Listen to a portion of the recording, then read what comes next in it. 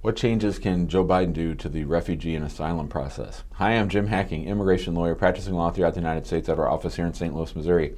You know, we've been celebrating the last couple days in the victory of the new president-elect Joe Biden and his daughter of immigrants, Vice President Kamala Harris, and we're thinking about the changes that might come about under a new president. Now, you might not be aware, but the president, President Trump, was able to slow down immigration by almost 50% to the United States during his tenure, and that's without any change in the law. That's just in the new enforcement first and the purposeful slowdown at immigration. So legal immigration in and of itself has been slowed down.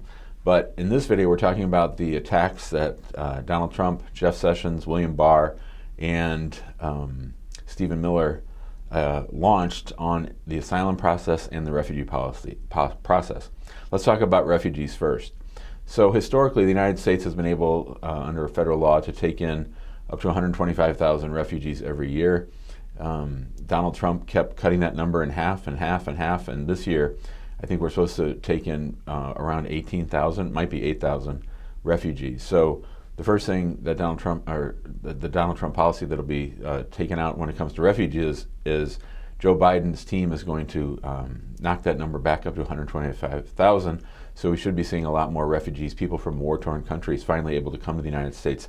They've been in this years-long process. To come as a refugee takes years and years, and it was easy for Donald Trump to vilify these people, but I never really understood it because they're the most fully vetted people who come to the United States. They get years and years of inquiry and background checks to make sure their story is straight. So I never really understood it other than it was great bloody red meat for his base, and it fired up Fox News. On the asylum side, man, I'll tell you, there is not a part of the immigration world that was under more attack these last 4 years than the asylum process. We, frankly, have filed, I think, 2 or 3 asylum cases this year. Usually we filed about 40 a year. So I think a lot of people had just given up hope.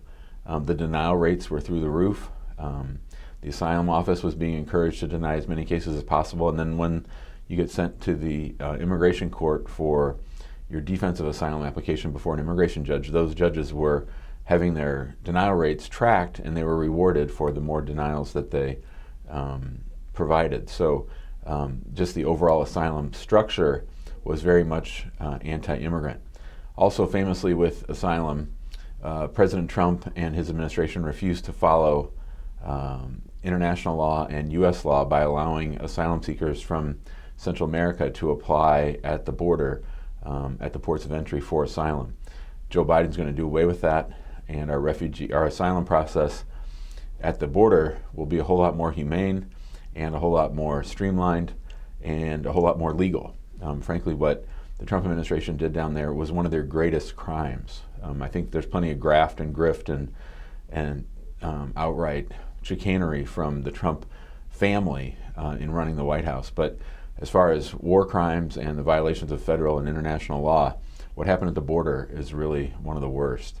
And then also, you know, you might not understand or know how things work, but the Board of Immigration Appeals, which is where your case goes if you lose your deportation or your asylum case, that office is ultimately run by the Attorney General, and the Attorney General can rewrite interpretation of law right away.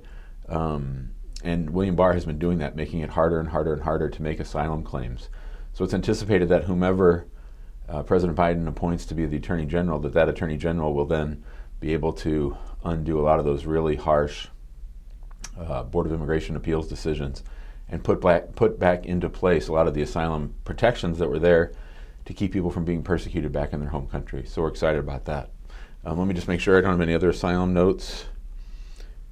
Yeah, and then the last thing is that with the work card. So Donald Trump and Stephen Miller like to act that asylum cases are fake and that people are just doing them for work cards, and they've made getting work cards and renewing work cards much harder and harsher, and we anticipate that the Biden administration will undo that. So it's an exciting time if you care about asylees and asylum seekers and refugees. If you have any questions about the asylum process or about refugees, give us a call, 314-961-8200. You can email us at info@hackinglawpractice.com. Be sure to join us in our Facebook group. which is called Immigrant Home. We'd love to see you in there. We post new things in there every day. And if you like this video, subscribe to our YouTube channel so that you get updates whenever we make videos just like this one. And be sure to find us on Instagram at Hacking Law Practice LLC. Thanks a lot. Have a great day.